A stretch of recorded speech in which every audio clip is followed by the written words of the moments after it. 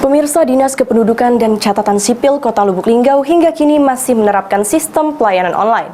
Petugas hanya melayani offline untuk perekaman KTP elektronik dan juga pengambilan dokumen, khususnya saat libur Lebaran.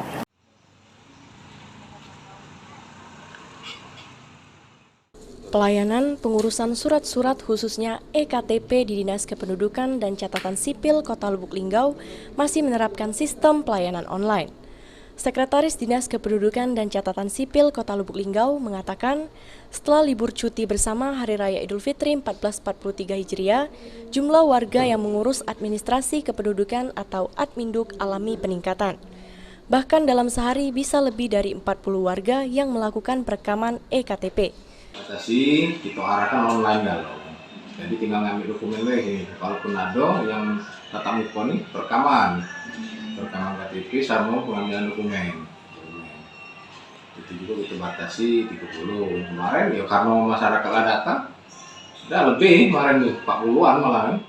Di Lubuk Linggau sendiri, per akhir tahun 2021 sebanyak 164.000 jiwa memiliki KTP dan yang sudah memiliki EKTP sebanyak 157.000 jiwa atau 96%.